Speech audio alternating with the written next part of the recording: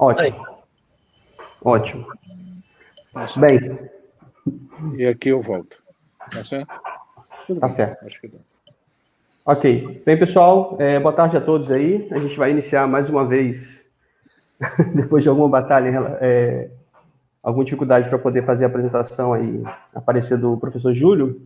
A gente vai iniciar os colóquios do PPG FIX, e aí sempre lembrando que esses colóquios eles ocorrem às quintas-feiras, a cada 15 dias aproximadamente, aí vai depender do sincronismo de agenda, né?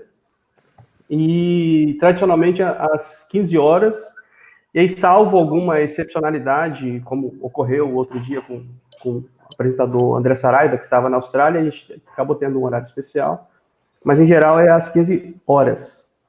E eu começo já de antemão, levantando aí a possibilidade, talvez, enfim, ou a nossa internet cair, ou até mesmo a do Júlio, mas assim que puder, se isso acontecer, a gente volta o mais rápido possível, a gente continua com os colóquios.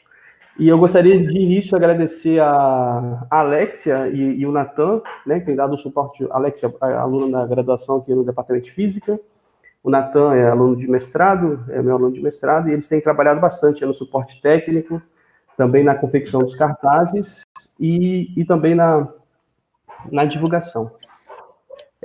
Bem, o apresentador de hoje é o professor Júlio César Fabres. De antemão, eu queria agradecer aí imensamente pelo Júlio ter aceitado o convite de poder dar esse colóquio para a gente. Vou falar um pouquinho aqui enfim, da história acadêmica do professor Júlio. Se eu te cometer algum equívoco, Júlio, por favor, me corrija ao final aí, quando você for começar a sua apresentação. O Júlio fez a graduação aqui na UFES. Não vou falar o ano, Júlio, vou deixar para você. O mestrado na UFMG. E, na sequência, foi fazer o seu doutoramento na França, na Universidade Pierre e Marie Curie. Trabalha tradicionalmente aí com temas relacionados à gravitação, à física de buracos negros, à cosmologia quântica, enfim, temas relacionados à cosmologia em geral. Tem aproximadamente 200 artigos. Júlio, desculpa, mas eu não consegui encontrar citações, aí se você quiser comentar depois, acho que isso é relevante. Tem diversas publicações em livros, capítulos de livros, orientações, aproximadamente 50, juntando aí alunos de iniciação, mestrado, doutorado, concluídas e andamento. É bem expressivo esse número. É fundador do Cosmo UFES, é um centro de cosmologia aqui na Universidade Federal do Espírito Santo, coordenador do PPG Cosmo. Recentemente lançou aí 2 revistas, se eu não me engano, Júlio também me corrige depois, é o Cadernos de Astronomia e Universe. Então, eu sou editor-chefe dessa revista, e também tem um programa na rádio universitária, não sei se tem ainda, você também pode aí dizer se sim, e qual é o dia, enfim, o horário que rola esse programa aí, na rádio universitária. Então, mais uma vez, Júlio, muito obrigado por ter aceitado o convite, e se a internet permitir aí, a gente conseguiu a apresentação toda sua. Obrigado, Júlio. Ok, obrigado. Vocês estão podendo me ouvir? Estamos sim. Ok. Obrigado pela apresentação, Wendel. Bastante gentil. E, sobretudo, vindo de uma pessoa de Itapemirim, com a qual nós temos grande rivalidade, como você já falou, né? Porque eu sou estrelense, você é do Atlético Itapemirim, isso é uma coisa... Não, calma. Marataízes é Ipiranga da Barra. Também. Não vamos entrar numa questão geopolítica aqui muito complicada. Mas obrigado por falar, pelo convite, sobretudo, né, para ministrar esse seminário. Eu acho que a minha graduação, eu acho que eu terminei em 81. Você vê, a memória já não está tão boa, mas eu vou lembrar algumas coisas que essa apresentação de hoje tem a ver com algumas coisas que foram feitas lá no início. Sobre a revista, obrigado por ter citado, né? A gente lançou recentemente essa revista, o Caderno de Astronomia, que o primeiro número já está disponível na página de periódicos da UFES, né? E está aberta a colaboração de todos. E eu acho que o primeiro número foi, acho que com boa receptividade, esperando que continue, tá certo? Então, novamente, obrigadíssimo pelo convite. Acho que eu posso iniciar aqui, talvez, né? Deixa eu ver se eu consigo. O que eu tenho que fazer? Isso. Cadê? Isso aqui, calma aí. Eu tenho que pegar. Isso aqui, né? Estão vendo? Isso, perfeito. Tá Vamos bom, sim. ótimo. Então a gente pode começar aqui. Então eu escolhi, quando vocês fizeram o convite, né, fazer essa apresentação, um tema que, na verdade, está sendo ainda... nós estamos concluindo, então tem algumas coisas aí que talvez sejam um pouco provisórias, mas que eu acho que é adequada porque, primeiramente, fala de gravitação newtoniana, da variação do acoplamento gravitacional G. Então, algo que tem muito contato com outras áreas da física, não pensar unicamente em gravitação, em cosmologia ou em astrofísica, como eu vou poder citar depois, mas algo que tem relação com alguns aspectos mais, podemos falar, fundamentais ou primários da física, né? Tanto que boa parte dos cálculos que eu vou apresentar aqui, espero não exagerar no número de cálculos, vão ser cálculos relativos assim que muitos alunos veem em física, até física básica, física 1, física 2. Então, esse trabalho, ele está, como eu falei, em colaboração, né? Tá sendo concluído, em colaboração com Thales Gomes, que é da graduação, está terminando a graduação, o Júnior Toniato, que é pós-doc conosco, né? E com o Hermano Velten, que fez o doutorado aqui na UFS, a graduação, doutorado aqui na UFS, está hoje na Universidade Federal de Ouro Preto. Tivemos várias discussões também com o Davi, que espero que a gente continue, Davi Rodrigues, e, como eu vou falar também, esse trabalho tem a ver com o que eu fiz, na verdade, no início do meu mestrado, e com várias discussões com aqueles que foram meus professores aí, Brasil, né, o professor Brasil e o professor Plínio, que eu vou narrar daqui a pouco. Então, só para... acredito que esteja passando as transparências, não? Vamos para o segundo slide, né? Correto? Sim, tudo certo. Tá, ok. Sim, tudo certo. E, então, o que acontece é o seguinte, eu gostaria só de fazer uma pequena revisão, mas bem simples, sobre a teoria gravitacional newtoniana, né? Teoria gravitacional newtoniana, que é expressa pela lei de força do inverso ao quadrado da distância, e que introduz um acoplamento, uma constante, a primeira constante fundamental da física, na verdade, né? Constante G, que é do acoplamento gravitacional. Porque na física, nós temos como os constantes fundamentais, né, a G, temos a velocidade da luz, tem H cortada, constante de Planck, né, e temos também, você pode colocar aí também a constante de Boltzmann, né? Então, essas são as constantes, conjunto de constantes fundamentais. Então, a primeira surge dessa primeira teoria fundamental da física, que hoje é superada pela teoria da relatividade geral, a gente vai falar um pouco, mas que ainda assim é uma teoria de grande uso, tá? Tanto no cotidiano, mas mesmo em situações mais extremas, como na análise do universo e de objetos estelares, por exemplo. E o que define a teoria gravitacional proposta por Newton no século XVII é essa equação, a equação 1, que é a equação de Poisson, que ela relaciona o psi, o campo gravitacional, com a distribuição de matéria ρ. E nela ela introduz exatamente essa constante G, tá? Cujo valor é bem conhecido, né? Apesar de que é a constante com o número de algarismos significativo menor entre as constantes fundamentais devido à dificuldade de você anular o campo gravitacional, né? 6,67 vezes 10 a menos 11, quilogramas a menos 1, metro ao cubo, segundo a menos 2, né? Nas unidades do sistema internacional. E essa equação de Poisson, ela define a lei do inverso do quadrado da distância. A gente pode... Por que não passou? Né? A gente pode, a partir da equação de Poisson, isso aí encontramos em todos os livros de texto, nós podemos resolvê-lo e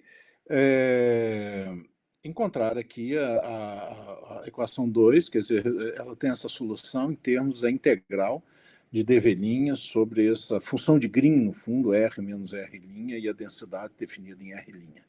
Né?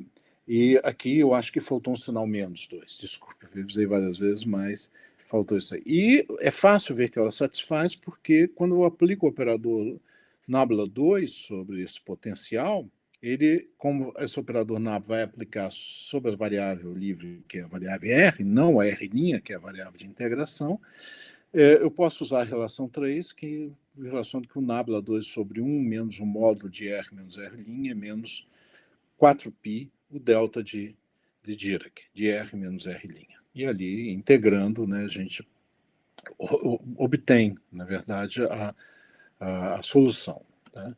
Então, por exemplo, isso aí está diretamente relacionada a toda essa estrutura, a lei do inverso quadrado.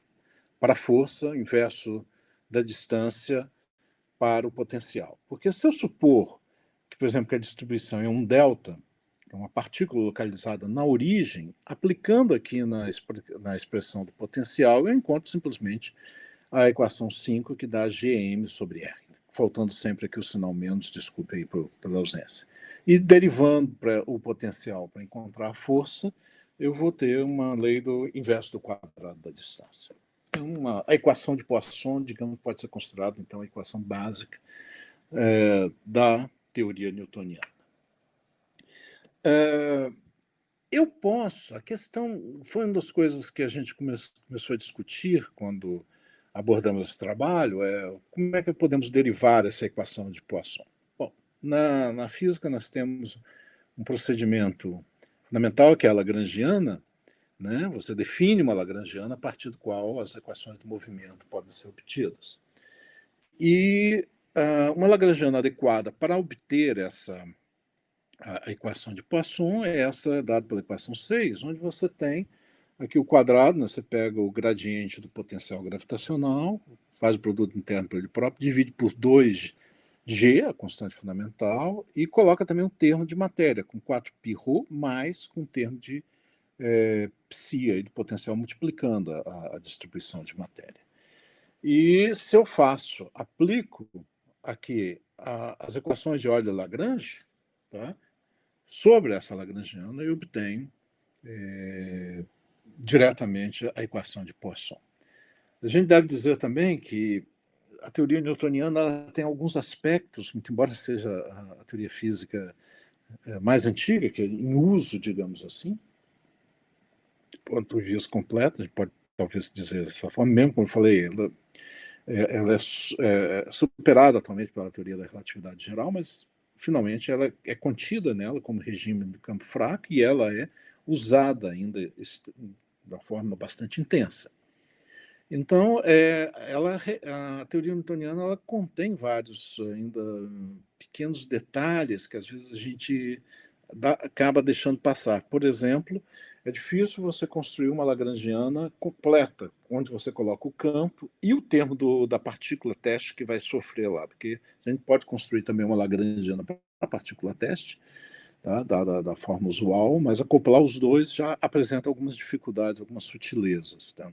Mas, enfim, ignorando essa parte, eu posso só pensar na parte gravitacional, então eu tenho essa lagrangiana, e a partir dela eu posso obter a equação de Poisson. Muito bem. Agora, como ninguém está aqui querendo se cansar muito, vamos fazer uma aplicação simples dessa teoria, né, que é uma aplicação, na verdade, que é resolvida, se não me engano, no curso de Física 2, por exemplo, usando Hölder-Resnick. Tá? Vamos pegar um problema de uma esfera uniformemente, uma distribuição uniforme de matéria. Então, eu tenho uma esfera de raio R, e com densidade constante. É uma coisa bem aproximada, mas lá em Física 2 a gente usa porque é uma aplicação relativamente simples e é bom para a gente começar com aplicações mais simples quando a gente vai apresentar algo para os estudantes. Mas vamos repetir aqui porque vai ser útil para o que eu vou fazer depois. Tá? E é sempre bom a gente lembrar isso aqui. Então, a distribuição é tal que dentro da esfera de raio R grande eu tenho uma densidade constante ρ0, mas externamente eu tenho vazio. Tá? Então eu vou calcular o potencial fora e dentro da esfera. Lá em Física 2, se não me engano, a gente faz usando integração direta das equações, né? Daquela integral do potencial que eu tinha mostrado antes, com forma de integral. Mas a gente pode usar direto a equação de Poisson. Tá? Se eu uso simetria esférica, então o potencial só depende da distância, do módulo da distância, a equação de Poisson, que eu tinha escrito antes, se reduz a essa equação 11, né? Que é uma equação bastante simples, porque é uma equação diferencial. Uma vez que eu conheço ρ, eu já sei que ρ fora da esfera é zero, dentro da esfera é uma constante, É uma equação diferencial de segunda ordem, não homogênea, tá? Mas com um termo não homogêneo constante. Na verdade, eu posso reduzir até uma equação de primeira ordem, porque o termo sem derivado não aparece. E eu resolvo isso aqui, a solução completa é dada pela equação 12. Está isso resolvido. A gente só tem que fixar a constante C e a constante D. E como é que a gente fixa essas constantes D? Bom, a primeira coisa é que dentro da esfera eu tenho que fazer D igual a zero. Porque se eu deixar o termo D, eu vou ter uma divergência devido ao R aqui, que dentro da esfera o R vai para zero, o potencial vai divergir, o que não é condizente com a situação de uma situação de equilíbrio de uma massa que tem lá dentro, né? Mas fora da esfera, eu vou ter que fazer o ρ zero igual a zero, porque fora da esfera não tem matéria. Então eu fico apenas com a equação não homogênea, homogênea, parte homogênea. E lá eu retenho fora da esfera o termo com D, porque eu estou fora da esfera, então R é sempre maior que R grande. E fazendo então, fora da esfera, como eu disse, eu tenho essa solução, eu descarto, no caso anterior, a solução com D para dentro da esfera, e eu vou fazer agora a colagem dessas duas soluções. Tá? E fazendo a colagem, quer dizer, eu colo o potencial e a sua primeira derivada, o resultado, uso o fato de que a densidade é constante, então se a esfera tem uma massa M total, essa densidade ρ0 constante é a massa dividido pelo volume, que é 4π, 4/3 de πr3. E aí eu tenho a solução final do problema, vocês podem conferir lá no livro do Halder-Resnick, me parece que está certo. Dentro da esfera tem esse termo aqui, fora da esfera eu tenho o potencial como menos g mr. Tá? E aí você vê a aplicação do teorema de Gauss, que fora da esfera tudo se comporta, você tem como se fosse uma massa pontual concentrada no centro da esfera. Mas dentro da esfera o potencial cresce e ele é regular no centro, como a gente queria. É um problema bastante simples que a gente vai explorar depois. Tá? Agora, uma coisa interessante é que você pode construir um modelo cosmológico newtoniano usando essa equação de Poisson, mas com alguma sofisticação que eu vou descrever depois. Essa é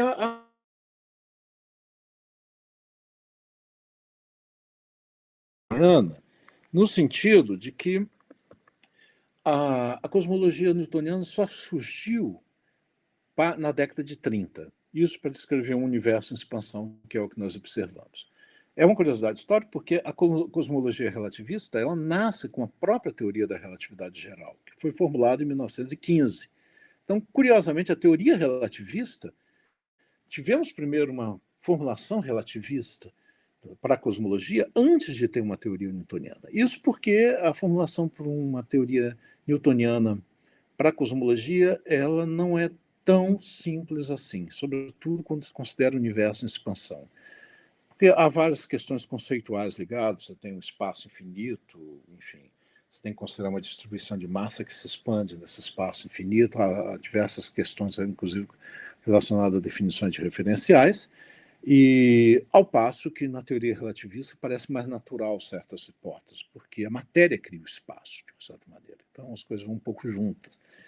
E, na verdade, a teoria relativista de universo em expansão começa na década de 20 com a solução de Friedmann, do matemático russo, e depois desenvolvido por Lemaitre, que a gente vai falar, e que combina com a descoberta do universo em expansão por Hubble e o próprio Lemaitre.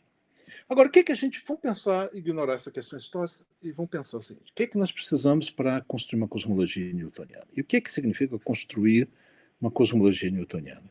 Construir uma cosmologia newtoniana significa considerar que o universo está em expansão. Vamos simplificar, admitir que nós temos um fluido com densidade constante e vamos, aliás, eu já usei a palavra, vamos considerar que eu posso descrever o universo como um fluido. Então, no fundo, eu preciso de 3 equações para descrever uma cosmologia newtoniana. São essas 3 aqui. A primeira é a equação da continuidade. 17, que já aparece na mecânica do fluido, que expressa simplesmente o fato de que você não tem criação de matéria. Você tem a conservação você tem a conservação da quantidade de matéria no universo, então eu pego um certo volume, a matéria se conserva, e se há variação da densidade ali, é porque, ou da quantidade de matéria dentro daquele volume, é porque ou tem matéria entrando ou saindo, não há criação. Então, a equação 17 reflete que a equação da continuidade, essa conservação.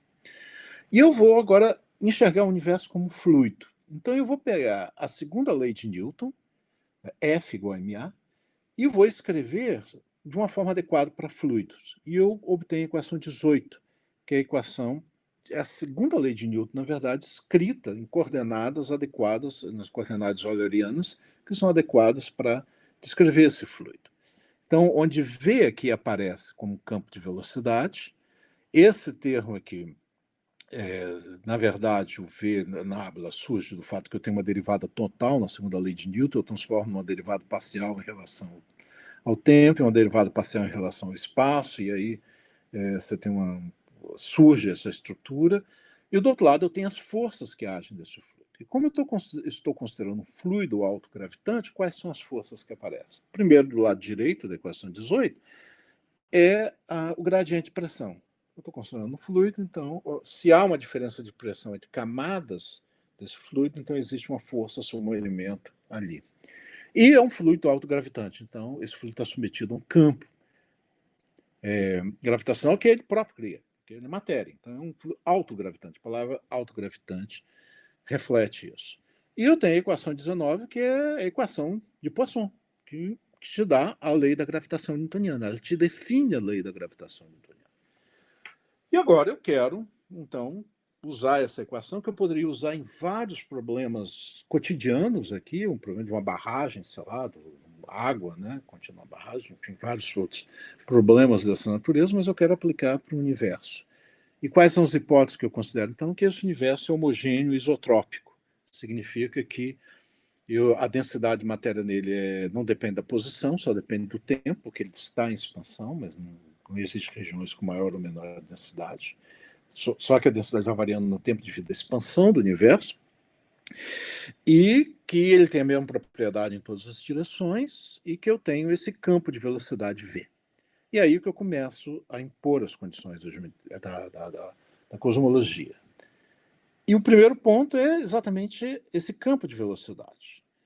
Hubble e Lemaitre, na década de 20, descobriram que o universo estava em expansão observando as galáxias. E eles viam que existia uma força que o campo, que a velocidade das galáxias era proporcional à distância que elas estavam de nós. Só que isso vale, digamos assim, poderia valer por uma situação próxima a nós. O fato é que quando você está em um universo não local, mas globalmente, essa proporcionalidade ela deve depender no tempo, porque a configuração do universo vai mudando com o tempo. Então eu coloco a força V dependendo, proporcional a R, como a lei de Hubble, mas eu coloco o termo proporcionalidade, em vez de ser uma constante, o que é válido para situações locais apenas, mas eu quero ver o universo como um todo e o universo que está expandindo, é uma função do tempo que eu escrevo de uma forma só adequada, que é A ponto sobre A. Tá?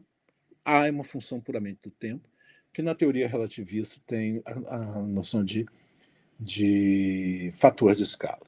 Então eu imponho isso aqui, eu resolvo com essas hipóteses a equação da continuidade, a equação de Poisson e a equação de Euler, supondo que P também só depende do tempo, então o gradiente vai dar zero, não tem gradiente de pressão, só tem a ação da gravitação, pelo menos nesse nível. Eu resolvo e obtenho essa equação aqui de 21, que é a equação, desculpe, que rege a evolução de A. Quer dizer, que te diz, na verdade, como o universo está expandindo. E quer dizer, a segunda derivada de A, dividido por o próprio A, vai ser menos 4π, aparece G aqui sobre 3, essa densidade do universo. E eu resolvo essa equação. Tá? Então, essa equação ela é facilmente resolvida com a seguinte hipótese, que eu acabei não colocando aqui, de que ρ, a partir da equação da continuidade, como não há criação de matéria, pela equação de continuidade que a gente escreveu ali, ele depende sobre o inverso do cubo de A, que de uma certa forma o A está como volume escala. Então, como nós estamos falando de um volume, então ao cubo que aparece. Então é simples de resolver isso, tá? Curiosamente, é tão simples que vocês me perguntam sempre por que só na década de 30 isso foi abordado, talvez devido a todos os problemas conceituais. E a solução é que A evolui, quer dizer, o universo evolui, a dinâmica do universo evolui como uma lei de potência com uma potência 2/3. E, nesse sentido, a densidade local do universo cai com o inverso do quadrado do tempo. Tá? Então, essa é a solução da cosmologia newtoniana. Essa solução é extremamente importante porque, curiosamente, e aí vai um dos outros detalhes fantásticos da teoria newtoniana, é a mesma solução que você obtém na teoria da relatividade geral, uma teoria muito mais complexa, conceitualmente, matematicamente, quando você supõe que você tem uma fase do universo onde que a pressão pode ser desprezível. Exatamente a mesma solução e exatamente as mesmas equações diferenciais que você obtém. É uma estrutura muito parecida. Agora, isso pode parecer uma curiosidade, mas ela é cheia de consequências, porque essa fase onde a pressão é nula na evolução do universo é a fase onde a boa parte da história do universo se transcorreu e onde as estruturas do universo, tais como galáxias e aglomerados de galáxias, se formaram. Então, o estudo dessa fase do universo é de uma enorme relevância para você entender o que se observa. E se a gente pudesse se restringir simplesmente a essa fase, nós teríamos que a teoria newtoniana daria conta da descrição dela praticamente tão bem quanto a teoria mais completa da relatividade geral. Então, esse é um primeiro ponto. Agora, isso aí é o que se obtém com a teoria newtoniana padrão, mas o título a gente fala sobre G variável. Essa é a pergunta. Na teoria newtoniana, o acoplamento gravitacional G é suposto constante. Newton, quando propôs a sua teoria, não colocou isso em dúvida, parecia óbvio, e eu acho que durante muito tempo isso foi considerado igualmente óbvio. Tá? Até que na década de 30, Dirac evocou a possibilidade de que G talvez não fosse uma constante. Dirac, que deixou contribuições extraordinárias na física, primeiro a teoria quântica relativista, a ideia que gera a ideia de matéria, a teoria do elétron, que baseia a equação de Dirac, que é a equação para descrever o elétron, por exemplo, mas toda partícula de spin inteiro. Enfim, e ele deixou contribuições extraordinárias. A predição da antipartícula foi da antimatéria, que sai da sua equação, como a previsão de sua equação. Ela foi pouco tempo depois verificada, foi encontrada, então foi uma previsão teórica que ele não apresentou exatamente desse jeito, mas enfim, aparece na teoria dele, ele comenta, que depois encontra uma confirmação experimental. Mas ele, na década de 30, ele publicou um artigo na Nature, que ele disse que G podia variar com o tempo. E por quê? Esse aqui é o artigo, eu coloquei aqui, não sei se dá para ver bem. O que é interessante, vocês olham aqui, 37, fevereiro de 37, o artigo tem pouco mais de nenhuma página. É uma página, um pouco mais de uma página, um pouco mais de meia página. Vai até aqui, vocês veem aqui. The Cosmological Constant. E ele faz uma elucubração, isso é muito típico do Dirac, que ele tinha uma mente bastante aberta, e foi também que ele levou a ideia do monopólio magnético, enfim, várias outras ideias que ele lançou na física. Ele lançou essa ideia baseada em algumas coincidências numéricas que ele observa. Ele pegou certos números que usualmente ocorrem na física e que aparecem em certas situações específicas, e notou que havia certas coincidências. Eu vou só citar alguns. No artigo ele tem outros lugares onde isso é bem descrito. Por exemplo, no livro do Weinberg, Gravitation and Cosmology, tem toda uma seção sobre isso, mas em outros locais também. Por exemplo, uma coisa que eu me lembro que também é um exercício lá do Halley-Resnick, volume 1, Física 1. Calcular a razão entre a força gravitacional e elétrica no átomo de hidrogênio. Muito bem, você encontra lá, você coloca, você encontra tem, obviamente, uma grandeza adimensional, 10 a menos 40. Né? Adimensional porque é uma razão entre forças. Aí ele pega e considera o seguinte, olha, a idade do universo, pegando os valores de hoje, é dado pelo inverso da constante de Hubble, tá? H0, que é medida hoje exatamente através da expansão do universo, da lei de Hubble-Lemaître, na verdade, que recentemente reconheceram o papel de Lemaître nessa dedução da lei de Hubble-Lemaître, dessa lei, e acrescentaram o nome de Lemaître, que era, curiosamente, um padre católico, usava batina, mas que deixou contribuições extraordinárias na física.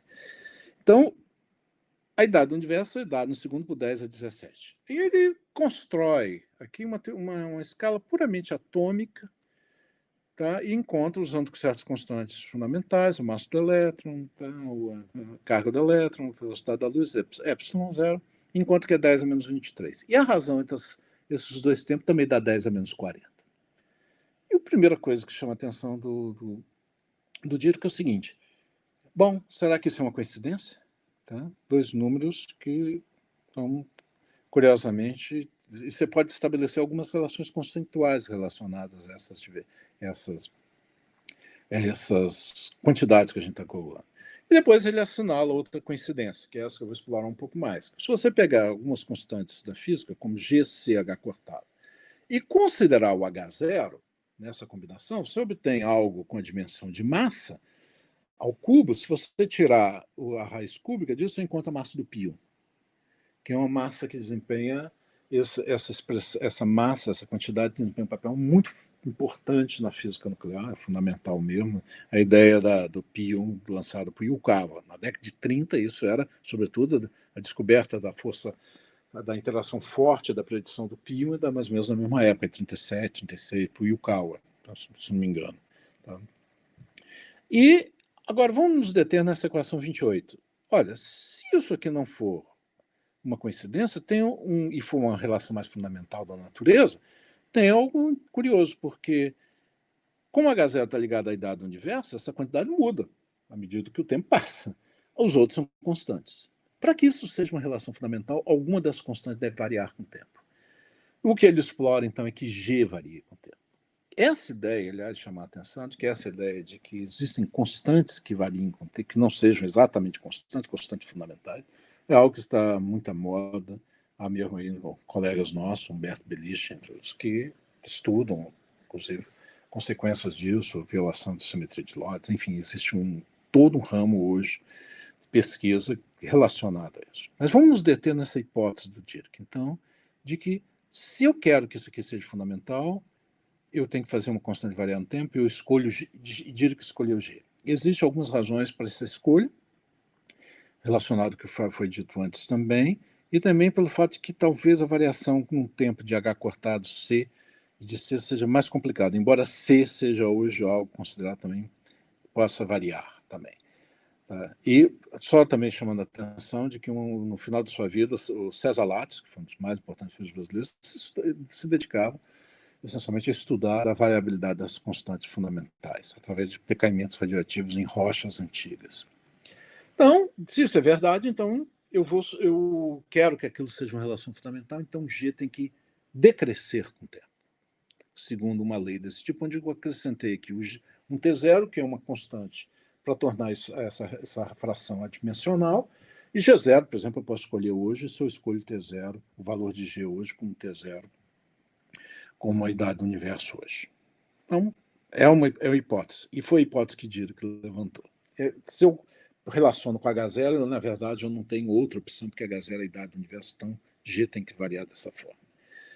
Existem a partir daí, várias tentativas de medir essa variação de G, ou de outras constantes da física, mas vamos falar de G, têm sido feitas, em particular, Trellatz, eu falei, né, que se dedicou a isso, mas foi um ramo de pesquisa muito intenso, sobretudo na década de 60, 50, 60, usando vários métodos, inclusive geofísicos, astrofísicos, cosmológicos, de várias naturezas. Aqui eu devia ter colocado um módulo, e hoje os limites, mais ou menos, é de que a variação G ponto sobre G, a variação fracional de G, é da ordem de 10 a menos 11, ano a menos 1. Quer dizer, na verdade, eu devia ter colocado é menor ou igual. Tá? se houver uma variação, ela é mais lenta que essa. Os limites, por exemplo, para equilíbrio de estrelas e mesmo para a estrutura geológica da Terra estabelecem vínculos muito fortes na variação de G. Mas não está descartado, ao contrário, quer dizer, está um pouco na moda. Tão na moda, né, de que na década de 60 foi feita essa ideia de Dirac, que ela percorreu o tempo, e Orton, vários físicos importantes trabalharam nisso na década de 40, mas de uma forma ainda muito qualitativa. Mas vamos pensar que agora, na década de 60, houve uma formulação mais precisa para essa. Para isso, deixa eu só falar um pouco agora da teoria da relatividade geral, que é definida por essas equações 31 e 32, que quem não é especialista no assunto, não tem nada a se preocupar com a parte técnica, é simplesmente que se eu olho a equação 31, do lado esquerdo eu tenho a geometria, do lado direito eu tenho a distribuição da matéria. Então, a geometria é definida pela distribuição de matéria. E na equação 32 é simplesmente uma consequência para a chamada identidade Bianchi 31, mas que é essa divergência dessa distribuição de matéria, do tensor que descreve a distribuição de matéria é zero, e que expressa as leis de conservação. Tá? Essas equações da relatividade geral elas podem ser obtidas por um princípio variacional também.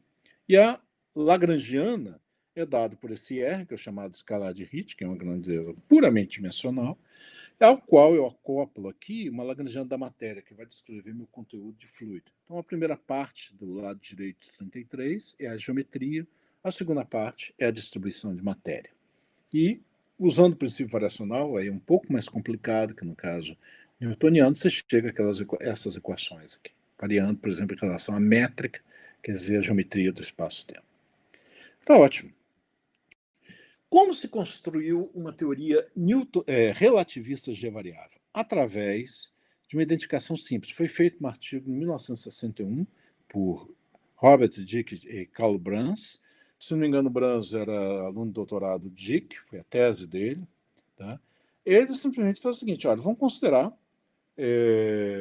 G como uma variável. Então, eu troco nesse acoplamento aqui, onde tem 1 sobre 16 πg, por um campo φ, um campo dinâmico, que vai depender do tempo e da posição. Ótima ideia. E aí, ele obtém essa nova lagrangiana, onde se observa agora o tempo de matéria, onde tinha 1 sobre g apareceu φ, na verdade 1 sobre 16 π, e ele acrescentou esse termo cinético aqui, tá?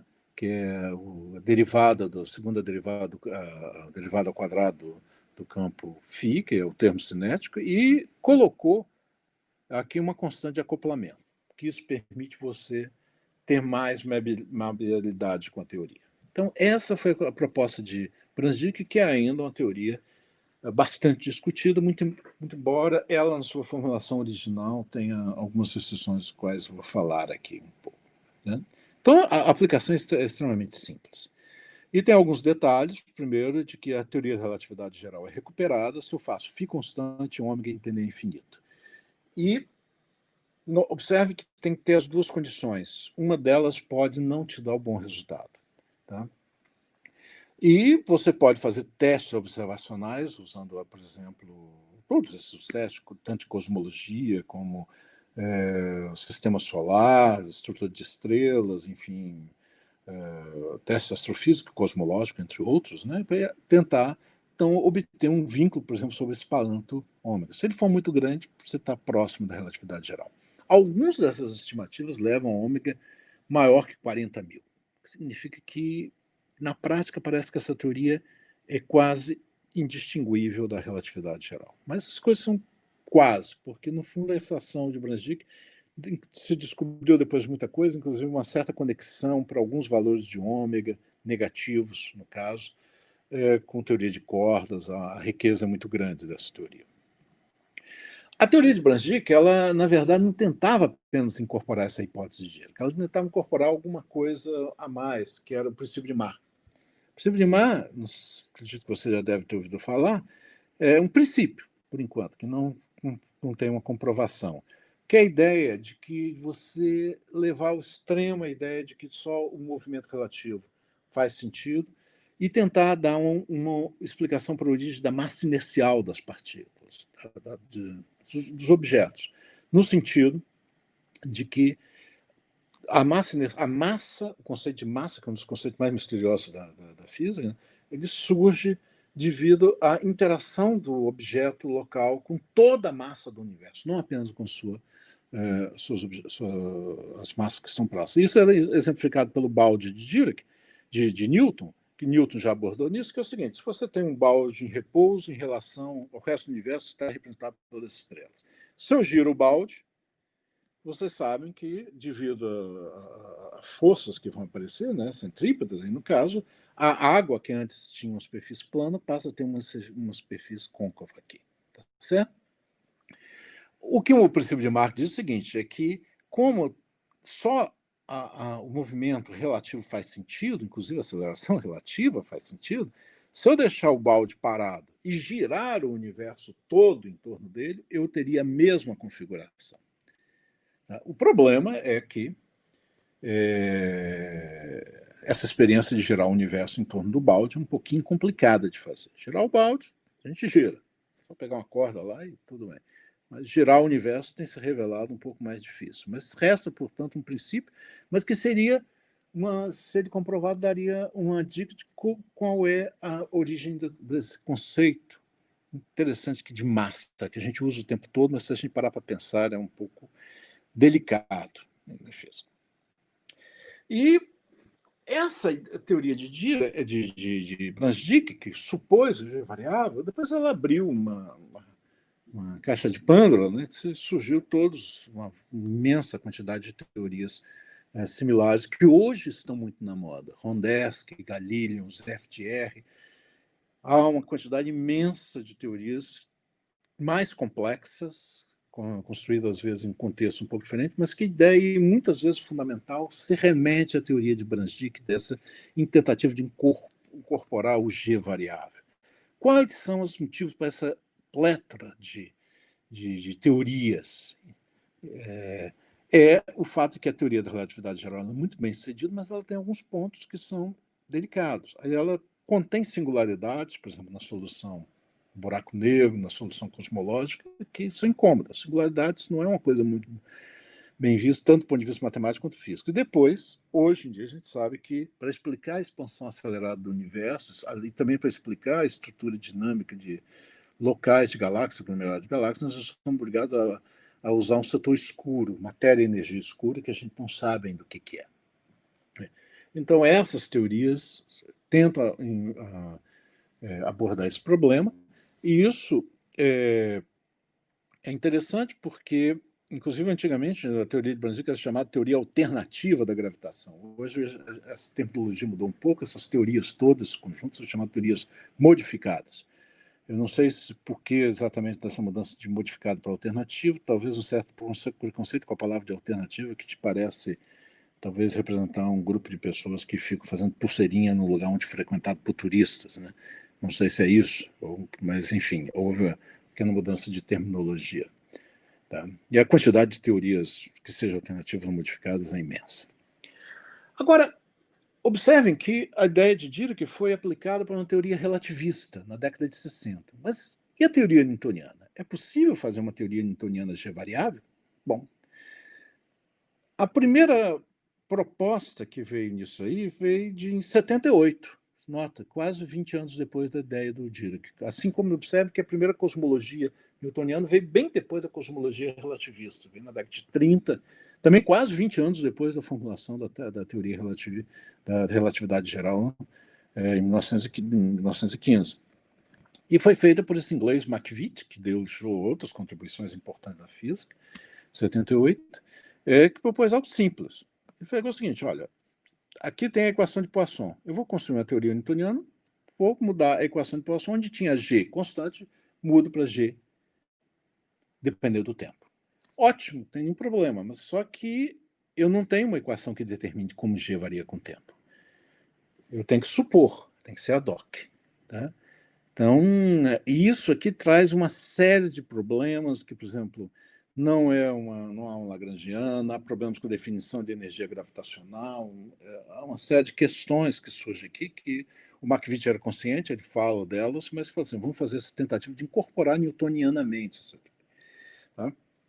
e vão explorar as consequências. E ele explora usando exatamente a hipótese da variação de G, e a ideia é de que ele pega essa mesma hipótese de Dirac, usa o mesmo procedimento para definir uma cosmologia newtoniana, agora G variável, encontra que T, agora, em vez de A, a escala do universo variar com 2/3, varia com 1/3. Tá? Então, essa varia mais lentamente. Tá? E isso foi objeto do meu primeiro artigo, em 1984, aí quando falaram que... E vocês podem deduzir, né? Eu formei em 81, 82, né? Por aí. Tá? Eu acho que foi de 80, porque na verdade que eu peguei o diploma em 82. Tá? E foi escrito com o Plínio e com o Brasil. Brasil que nos apresentou o artigo de McVitie, porque ele também era um especialista em teoria de Brandstich, o Plínio era especialista em teoria de perturbação, juntamos tudo isso, fizemos um artigo sobre a instabilidade gravitacional nessa teoria de McVitie, a G variável. Tá? Na Revista Brasileira de Física, que nos custou um pouco de tempo, porque a primeira versão a gente mandou em português, o árbitro aceitou, mas disse que a gente tinha que passar para o inglês. Então, deu um trabalho, sobretudo, que era eu que batia a máquina para fazer o negócio lá, mas conseguimos. Tem uns detalhes curiosos desse artigo, mas deixamos para lá. E aqui já fala em McVitie. Bom, desde esse artigo, voltando aqui, uma das coisas que eu discutia com eles, né, em especial com o Brasil, que era bem especialista em G variável, era se não podia ter uma formulação mais completa, talvez inspirada na teoria de Brandstich. Aí a gente voltava de vez em quando a esse ponto, mas não conseguimos. Não era à toa que o McVitie tinha feito uma formulação tão simples. Tem uma outra formulação contemporânea do McVitie, mas também não adianta muito mais que isso. Né? Como que a gente poderia fazer isso? E a gente começou a discutir inclusive com o Davi, depois a iniciação científica do Tales e com o Júnior, que trabalha também nesses assuntos, com o Hermano agora, né, que a gente está concluindo esse trabalho, né, e também com o Brasil. Tá? Antes de ele falecer, um dos tempos que de vez em quando a gente lá na minha sala, a gente tentava abordar isso aí, estava muito incipiente ainda na época, porque as ideias não eram muito claras de como obter uma teoria um pouco mais consistente ou talvez um pouco mais robusta do que a de McVitie. E, finalmente, a conclusão, eu não vou dar todas as tentativas, aliás, Hermano chegou a sugerir que o trabalho que nós estamos fazendo sobre isso chamasse a dificuldade de construir uma teoria física, pois muitas tentativas inglórias e caminhos sem saída, né, a gente está concentrando nesse tipo de ação. Onde que a gente tem aqui o termo newtoniano, como antes, tá, o potencial psi. Aqui tem um termo de matéria, a gente só passou o G aqui multiplicando matéria, e a gente introduz um campo sigma. Tá? E esse campo sigma, tá, ele multiplica agora aqui o termo de matéria junto com G0. E ele vai desempenhar o papel da variação do G. E aqui a gente coloca também um termo da derivada espacial, aqui do sigma, mas acrescenta um termo de derivada temporal que é necessário se a gente quiser soluções do tipo cosmológico. Se a gente quiser só soluções do tipo, por exemplo, estrelas, talvez a gente... Mas mesmo para estrelas seria complicado em algum caso de colapso. A gente poderia talvez se deter aqui. E a gente não teve outra saída que seja para acertar as dimensões de introduzir a velocidade da luz. A quarta é que é necessário, que parece ser um resquício da questão relativista, porque na teoria newtoniana esse C não faz muito sentido. Mas se a gente quer introduzir essa variação de G, parece que a constante que tem que ocupar o lugar ali é C, a menos que a gente invente uma outra constante fundamental com dimensão de velocidade. Aí, aplicando as equações de Euler-Lagrange, agora sobre essas equações, sobre essas relações ali, sobre aquela lagrangiana, eu obtenho agora esse conjunto de equações. Onde eu obtenho ômega aqui de novo, agora o limite, assim como acontece na teoria de Brandstich, o limite newtoniano usual, padrão, é obtido não fazendo sigma constante, tendendo ômega, fazendo ômega tender para infinito. E essas são as equações, note que aparece sigma, a equação de Poisson é bem modificada, e sobretudo o que eu chamo a atenção é que o G0 sempre é multiplicado por sigma. Isso é extremamente importante. Então aqui nós temos uma relação mais complexa. Tá?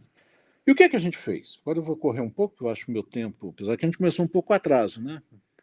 O Wendel. Então a gente posso tentar terminar aqui, né? Certo? Sim, Júlio, pode continuar. Tá bom. Então, é fazer o seguinte. A primeira coisa que chama atenção é o seguinte. Se eu modifiquei, lembre-se que a equação de Poisson está ligada à força do inverso ao quadrado de distância, ou potencial com o inverso de R. Ora, se eu modifiquei ela, eu devo esperar alguma modificação da força newtoniana. É um pouco complicado a gente deduzir qual é precisamente essa modificação. Então, a gente voltou para aquele problema da esfera com densidade uniforme, esfera de raio R com densidade uniforme. Tá? A gente combina aquelas equações, usa umas definições aqui, sigma tio, em termos de sigma, e pode, no caso puramente estático, que eu estou agora numa situação estática, esfericamente simétrica, mas estática, então disperso todos os derivados temporais aqui, eu posso reduzir aquelas equações a essas duas aqui. Então, isso é bem particular para o caso estático. E elas podem ser combinadas, é uma questão técnica, só de olhar aqui. Na equação de Poisson aparece o sigma, na equação do sigma aparece o psi, então é só uma questão de combinar as duas equações. Eu obtenho a equação 46, que tem uma solução simples, que sigma, seria responsável pela variação de G, deve estar relacionado diretamente ao potencial. Na verdade, sigma tio. O sigma mesmo vai ser dado por isso aqui. E observe quando o ômega, 47, quando o ômega vai para infinito, tá, o sigma vai ser constante. Eu recupero a equação de Poisson, tá certo? Ou a equação de Laplace no vácuo. Tá? E o que isso implica? Isso implica que, na prática, agora usando, eu posso reescrever nessa situação com a nova equação, que eu obtenho para o potencial gravitacional, é que aparece essa equação 48, onde eu elimino o sigma usando a relação previamente obtida, e eu obtenho, na verdade, uma equação de Poisson modificada pela presença do potencial que multiplica agora o ρ. Ou seja, a gente troca uma equação de Poisson por uma equação de Helmholtz. E isso eu posso resolver. Tá? Isso é interessante, porque essa equação de Helmholtz vai estar relacionada a uma presença de um termo tipo Yukawa no potencial, que é uma coisa muito na moda com essas teorias de gravidade modificada, né? Atualmente. E aí o que a gente faz? Eu não vou entrar em detalhes técnicos, acho que talvez vocês estejam um pouco cansados, mas eu tenho aqui, em vez da equação que eu posso, que eu tinha antes de Poisson, eu tenho essa equação de Helmholtz, então no vácuo eu volto a obter a mesma equação newtoniana usual, mas não dentro da matéria. Dentro da matéria vai ser diferente. Quando o ρ for igual a zero, eu tenho a mesma coisa. Então, fora da esfera eu tenho a mesma solução que antes. Dentro da esfera eu obtenho essa equação mais complicada aqui, tá? Onde aparece esse parâmetro K. O que eu, por expressão simples, eu vejo que isso aqui é uma equação de Bessel. Na verdade, o que vai me interessar é uma Bessel modificada. Escolhi o sinal menos aqui. Eu obtenho essa solução, então eu resolvo na região de matéria, como Bessel modificado, eu considero então uma combinação linear das funções de Bessel de primeira e segunda, modificadas, né, de Bessel de primeira e segunda ordem.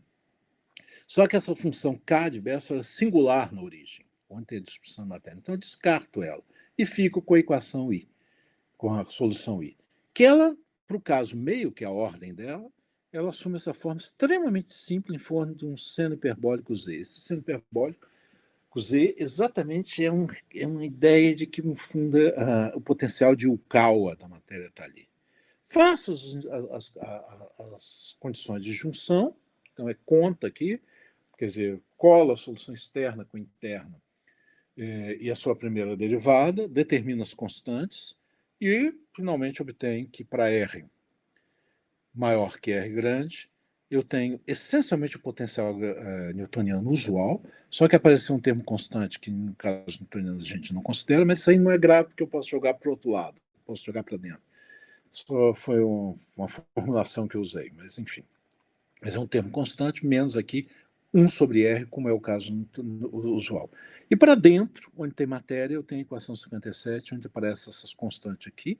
R grande é o raio da esfera, cai aquela constante, onde o ômega está previsto, e eu tenho aqui esse seno hiperbólico sobre R, que é essa modificação.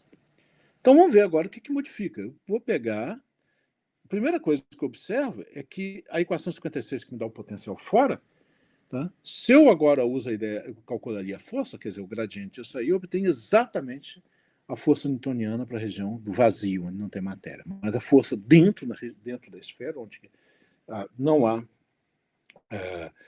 onde há matéria, ela muda em relação à força usual. E é isso que eu quero investigar. E isso não é de assustar, como eu falei, aqui está o potencial de Yukawa, que é muito usado, no caso, atualmente, e aqui vocês veem o aparecimento com exponencial, que lembra um pouco aquele de seno hiperbólico em algumas coisas, alguma situação. Isso é realmente um objeto de investigação intensa no âmbito de teorias de gravidade modificada, vamos falar de uma forma mais genérica. E aí o que a gente faz? Calcula o potencial. À esquerda eu tenho um potencial newtoniano padrão, à direita o potencial newtoniano modificado, tá? Com G variável. Vocês notam que a curva parece muito próxima, e realmente elas são. Aí o que eu faço? Calculo a força. À esquerda eu tenho a força, tá, da teoria padrão, à direita a força na teoria modificada G variável. E observe que agora é exatamente aquilo que você espera. Quando vai caindo é a força, tá? Que é inverso dentro da esfera, tá? Inicialmente, até nesse ponto aqui de junção, que é a força fora da esfera que segue o inverso quadrado da distância. E eu superponho as duas forças. Eles são indistinguíveis. O que eu usei aqui, tá, para obter isso? Primeiro, tem uma coisa estranha. Não deveria ser, porque fora tudo bem que seja distinguível, mas não dentro. É porque eu usei aqui os dados para a Terra, quer dizer, um raio da ordem de 6.400 quilômetros, uma massa total da ordem de, se não me engano, 6 vezes 10 a 24 quilogramas, enfim, os dados para a Terra, só que supondo a densidade constante. E supõe aquele parâmetro ômega livre que tem na teoria de igual a 1. Na verdade, para esses dados aí, eu tenho que pegar valores de ômega muito pequeno para ver a diferença. Se eu pego, por exemplo, ômega 10 a menos 16, o tracejado já é a teoria G variável que eu tenho. Mas vocês veem que a diferença só aparece, e é muito pequena a diferença, tá? Dentro na região onde tem matéria que a gente tinha que esperar. Então, há uma diferença, efetivamente, mas vai depender do contexto. Nesse sentido, aí é um trabalho em evolução, porque nós não ainda abordamos outras situações, por exemplo, equilíbrio de estrelas, onde isso deve aparecer de uma forma mais forte ainda. Isso aí é uma coisa que nós estamos ainda para analisar com mais detalhe. Mas esse exemplo sempre mostra que a teoria é viável, no sentido que, por exemplo, um objeto como a Terra, isso é praticamente, a menos que o ômega seja praticamente zero, por muitas ordens de magnitude, você não notaria nenhuma diferença da teoria usual. Tá? Inclusive para órbitas dos planetas também. É possível que isso também tenha alguma consequência a nível de galáxias. Agora vamos voltar para a cosmologia. E aí vamos encerrar daqui a pouco. Eu pego agora aquelas equações originais, como eu não estou interessado mais no problema estático, a simetria esférica, eu estou interessado no problema de que a densidade é constante, que varia no tempo apenas, então eu só vou exatamente reter outros termos. Eu desprezo a variação de gênero espacialmente, de sigma espacialmente. E aí o conjunto de equações é 60 e 61. Tá? Eu tenho que brincar um pouco com elas. Eu uso o mesmo procedimento, não mexo na equação de conservação da matéria, a equação da continuidade como antes, não mexo também na equação de Euler, que descreve a teoria, a dinâmica, a ação da força. Eu vou buscar, para um primeiro enfoque, uma solução simples, a forma de lei de potência. Desculpe, aqui não é T elevado a T, é T elevado a R, sigma elevado a S. Simplesmente lei de potência para comparar com o caso newtoniano usual, 2/3 que a gente obteve. Né? A vai com 2/3, ou o caso de Makevich, que vai com 1/3. E o resultado, bom, aqui são as questões técnicas, J nas equações, não vou entrar em detalhe, essa condição de compatibilidade que esses dois expoentes S e R se relacionam por 65, e o que se observa é que quando, aqui lembra que S está relacionado a sigma, que dá a variação do acoplamento gravitacional, quando S igual a 0, R vai ser a 2/3, que é o resultado newtoniano padrão. E aí eu jogo na equação de Euler e obtenho a equação modificada para a evolução do universo. Não vou entrar muito em detalhe técnico, o fato que esse coeficiente R, que te dá o expoente do A, do fator de escala para o universo, agora é mais complicado, obedece essa equação algébrica de segunda ordem, que eu tenho essa solução, e vocês notam que, como esperado, quando o ômega vai para mais ou menos finito, eu recubro que R vai com 2/3, como eu devia esperar. E aqui vão os gráficos. Isso aqui observo primeiro que eu tenho duas raízes, mais ou menos, então eu vou explorar essas duas possibilidades, tá? E eu observo, então, aqui que essa aqui é a raiz de R, à esquerda, a raiz de S, tá? E uma coisa interessante, que eu não podia obter na teoria nem de Markowitz, nem na teoria newtoniana geral. Eu obtenho R's superiores a 1 e S's quando o ômega é positivo, maior que 1. Isso implica que eu posso obter, nesse contexto, soluções de universo acelerado, coisa que a teoria newtoniana não permite. Mas isso é o preço que sigma vai ser positivo, então, que o acoplamento gravitacional esteja crescendo no tempo. Ele já foi menor no passado do que agora. Então, é só vocês verem os números aqui. Isso é algo inusitado. Se eu pego a outra raiz, eu vou encontrar essencialmente o mesmo problema. Há uma singularidade em ômega igual a -2/3. Tá? Isso é comum nessas teorias, no Branchicar também. Esse tipo de singularidade, quer dizer, singularidade, ponto crítico, digamos assim, não é bem uma singularidade. Notamos aqui, ó, à esquerda R, e observe que a gente tem soluções de universo acelerado. Tá? Também, quando o G cresce, vê aqui, eu comparo o lado esquerdo com o lado direito, a outra curva também vai crescer, tá certo? Significa que G está crescendo. E quando o G está decrescendo, nota que na direita, não à esquerda aqui, o S se torna negativo, então o G está decrescendo, eu vou ter que o universo vai mais lentamente que no caso padrão, inclusive podemos ter uma situação de que o R se torna negativo, isso é, a gente encontra o universo em contração. Tá? Então, são resultados preliminares que a gente tem sobre essa teoria, que prevê, então, um dos problemas mais notáveis é isso. A gente pode obter, num contexto puramente newtoniano, uma fase de aceleração do universo através de uma variação desse acoplamento gravitacional G. E qual é a grande vantagem? Nós temos uma lagrangiana para isso. Isso nos dá esperança, inclusive, nós não tocamos nesse assunto ainda, de que a gente possa recuperar noções como de energia, o que a teoria newtoniana G variável de Markowitz não tem. Tá? Aqui a gente tem essas perspectivas que a gente pode, usando o procedimento usual, talvez até definir uma newtoniana e até conceder energia. Então, bom, isso é fundamentalmente o que eu gostaria de dizer para vocês. Então, primeira coisa, que a variabilidade das constantes fundamentais está na ordem do dia. Tá? Existem muitas especulações sobre isso, muitas teorias fundamentadas nesse assunto, por razões observacionais, por razões experimentais, por razões puramente teóricas, ligado, inclusive, às vezes, a problemas relacionados à gravitação quântica. Vou entrar em detalhe. Depois, isso aí eu não pude me estender tanto, foi falar sobre todas as tentativas que a gente tem feito nos últimos meses de construir uma teoria G variável consistente. É que não é simples construir uma teoria newtoniana G variável, o que mostra que a teoria newtoniana ela contém muitas surpresas que são surpresas e aspectos sutis que às vezes a gente desconfia, fala, uma teoria tão antiga, tudo dela nós devemos saber. Tá? Aspectos delas ainda bastante curiosos. Tá? Nessa teoria G variável que a gente construiu, que a gente pensa ser consistente, há um resquício, talvez, de uma concepção relativista, devido ao aparecimento do fato que nós somos obrigados a colocar o C ao quadrado,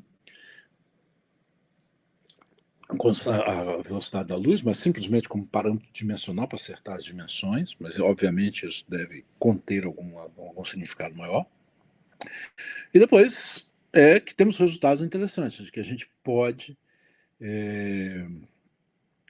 obter resultados como aceleração do universo, tá, num contexto de matéria usual, matéria sem pressão, mas onde que o elemento conduz a esses fenômenos está na variabilidade de G. G não é exatamente uma constante, e creio que aquele limite que a gente escreveu lá, que G ponto sobre G tem que ser menor ou igual a 10 a menos 11 por ano a menos 1, mesmo assim a gente pode obter resultados numericamente importante, porque você fala 10 menos 11, ano menos 1, mas temos que falar que nós estamos falando também de coisas grandes, cosmologia, universo como um todo. Então, esses números podem não ser tão insignificantes quanto parecem. Tá? Então, nesse trabalho, como eu falei, foi de todas essas especulações, elas surgiram daquele primeiro trabalho, que foi no início da minha tese minha dissertação de mestrado, com o Brasil e Plínio, né, deu origem àquele artigo no Brazilian Journal, e durante todas as discussões, eu sei que eles fazem falta em todos os sentidos, mas faltaram também muito nas poder enriquecer essa discussão sobre a variabilidade de G e como se constrói uma teoria newtoniana de G variável. Tá? Eu pude ainda usufruir um pouco das discussões com o Brasil nos últimos tempos, mas, inclusive, acho que mesmo na semana do falecimento dele, dias antes, a gente tinha ido para o quadro fazer algumas considerações, mas desde então a gente está órfão e estamos tendo que nos virar como a gente consegue enxergar nessa teoria, mas seguramente eles teriam muito a dizer sobre isso. Então é isso aí. Obrigado pelo convite, tá, Wendel? Júlio, parabéns aí pela apresentação, sensacional. Aí, opa, saudoso professor Antônio Brasil. E só lembrando aí, os que estão presentes, que estão compartilhando, que estão seguindo a live com a gente, o nosso auditório aqui do programa de pós-graduação em Física foi nomeado como auditório professor Antônio Brasil, em homenagem ao professor Antônio, que realmente faz falta. Seus cursos aí de teoria eletromagnética aqui na pós-graduação, dentre outras coisas, né? Outras qualidades que o professor Antônio Brasil tinha. Por padrão, eu vou fazer o seguinte, eu vou abrir a sala, acho que tem algumas pessoas aqui na sala do JITSE, mas, enfim, mais correlacionadas ao tema, então, quem quiser fazer uma pergunta pode abrir o microfone, e tem algumas perguntas no YouTube também, então logo depois das perguntas da sala, eu vou para o YouTube e anoto as perguntas e passo para você. Tudo bem, Júlio? Tudo bem, claro, claro. Tá. Eu vou deixar a apresentação aqui, porque talvez eu precise de uma equação ou outra, né? Tá. Só dizer uma coisa também, né? Na mesma semana, né, o Brasil ele faleceu aí, como vocês veem, 82 anos, né? Praticamente, Sim. né?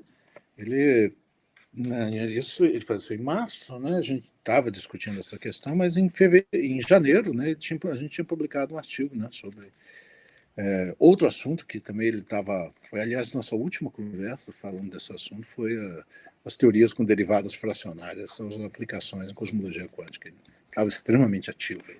Sim, certamente é uma inspiração para todos aqui que tiveram a oportunidade de conviver com o professor Antônio Brasil. Então, abra as perguntas aqui na sala do JITSE. Não sei se o Davi tem alguma pergunta, se ele está por aí.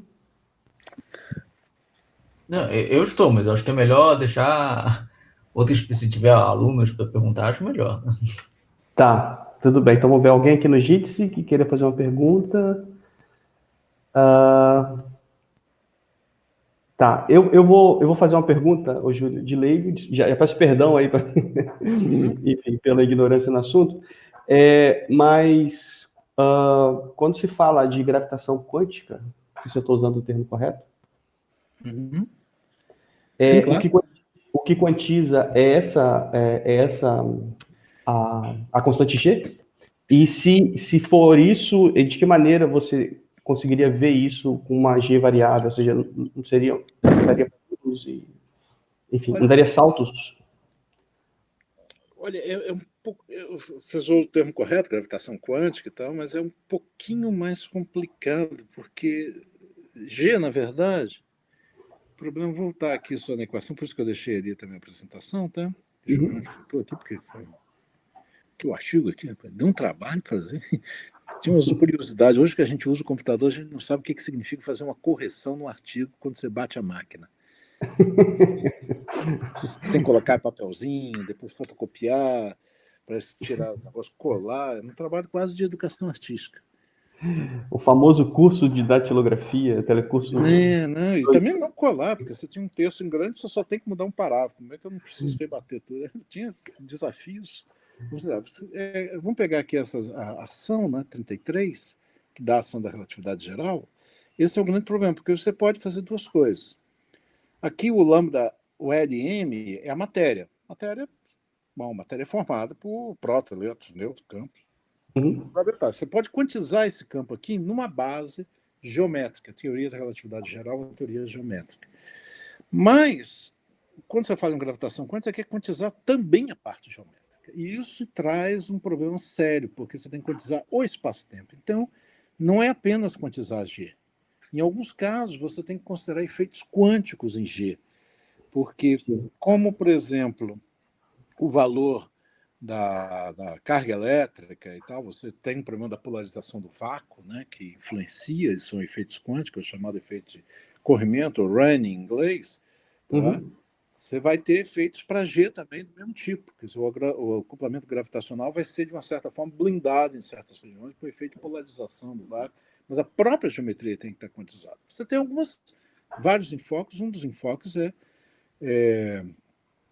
é considerar fenomenologicamente apenas o efeito em G, por exemplo. É uma maneira de considerar isso. E isso é ligado também à presença de campos quânticos, através de equações que te deem esse running, esse corrimento do acoplamento gravitacional. Esse enfoque, por exemplo, quem tem usado muito, o Lia Shapiro, que é professor lá em Juiz de Fora, que é colaborador nosso.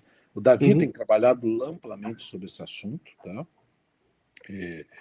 E há outras pessoas. Mas é um dos enfoques. Existem vários formalismos para tentar abordar a gravitação de laços, mas que tentam criar uma concepção de como pode se quantizar a geometria. Ou o formalismo canônico, por exemplo, mas o Nelson Pinto Neto, né, que trabalha com isso, lá no Rio de Janeiro, enfim, existe muito enfoque. Mas a gravitação quântica ainda é uma pedra no sapato da gente, porque não é simples, porque você imagina já quantizar a trajetória que foi a teoria do Schrödinger, né, Heisenberg, né? Uhum. Já foi complicado, agora você imagina o que significa quantizar o tempo, por exemplo. Sim. Espaço, a geometria, enfim, tem muitos aspectos, mas você pode considerar efeitos quânticos através de G, considerando uma variabilidade de G através desse efeito do running, né? Como você considera, por exemplo, para a carga elétrica, para a massa do elétron e tudo mais. Mas seria ainda assim um enfoque incompleto. Você tem que considerar tudo. Isso não é simples. Não sei se eu respondi. Não, sim, respondeu. Respondeu sim. Então, tudo bem. Eu tenho uma pergunta, antes que talvez depois passe para o Davi, provavelmente deve ter perguntas também. Tem uma pergunta aqui do YouTube, que é a seguinte: a gravitação newtoniana, tal como foi concebida originalmente, vale para pequenas distâncias. E aí comenta sobre o experimento de Cavendish. Então, essa é a pergunta desse físico, enfim, não tem o nome dele. Eu posso usar essa teoria para reproduzir experimentos clássicos?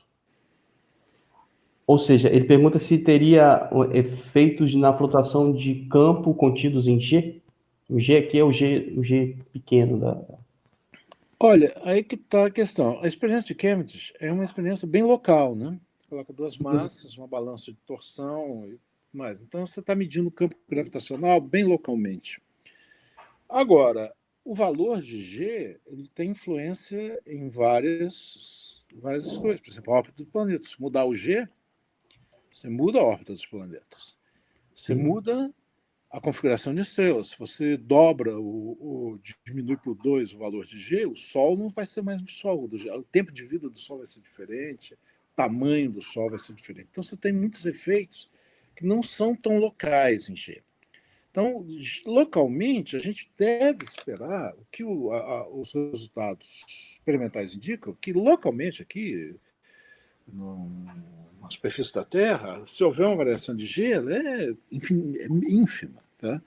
Entretanto, até que já em distâncias do sistema solar, se G tiver um valor no Sol, tiver um valor diferente na Terra, a dinâmica do seu sistema solar já é bastante sensível a isso. E mesmo o Sol, se lembrando que tem 700 mil quilômetros de raio, se ele tiver um G que varia ao longo da distância, quer dizer, esses 700 mil quilômetros, a estrutura do Sol vai ser muito diferente que se G for constante. Então, nós temos muitos testes para isso.